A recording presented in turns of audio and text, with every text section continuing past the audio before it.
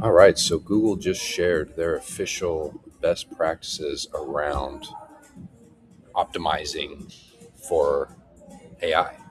So it's fun to get actual. I'm glad they weighed in. They needed to. I wish they would have done this earlier. There's a lot of BS out there.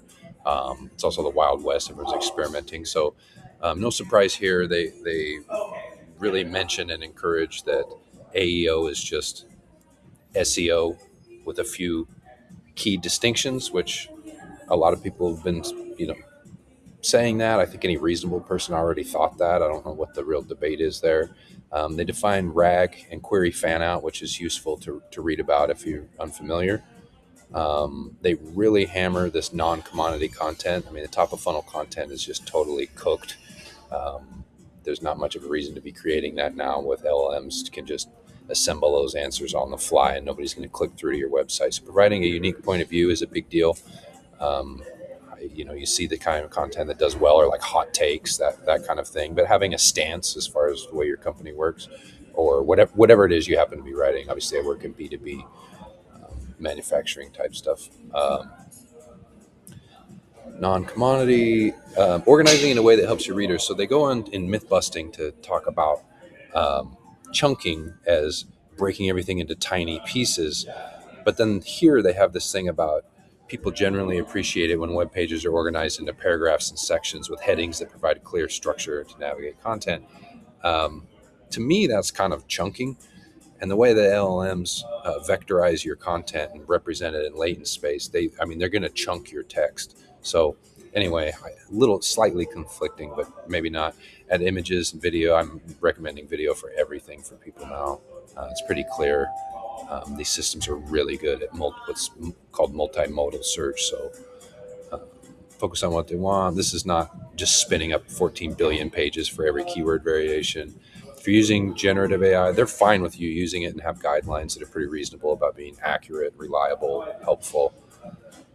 We got some stuff about technical structure. Nothing here that's too interesting other than like don't obsess over semantic HTML. They kind of acknowledge most of the web's broken or doesn't validate if you're a developer. Duplicate content, they say fix it if you have time. So it's not really that big of a priority. We used to pull our hair out over that. Myth busting is probably the thing that people are talking about most here is this LLMs.txt standard. This was dead on arrival. This was never a thing. I don't know why people got into that. It's a dumb idea. We already have a spec and there's a new one that's emerging. Chunking content, they kind of contradict themselves a little bit here. Inauthentic mentions. So this is people spamming Reddit and Quora and YouTube and all these other places to try and get their brand mentioned. I don't know how well this is working for Google. It's definitely working for ChatGPT and some of the other LLMs. So I think people are going to continue to do this as well as the listicles until it really like gets cracked down on. I think there's some evidence that it has. They're starting to, but they kind of explicitly call it out here. The other thing is over focusing on structured data. Structured data is important and helpful, but it's not a magic bullet. It's not like if you have it and someone else doesn't, you're going to automatically outrank them. I think it's more about just sending clear signals. So they explicitly call that out.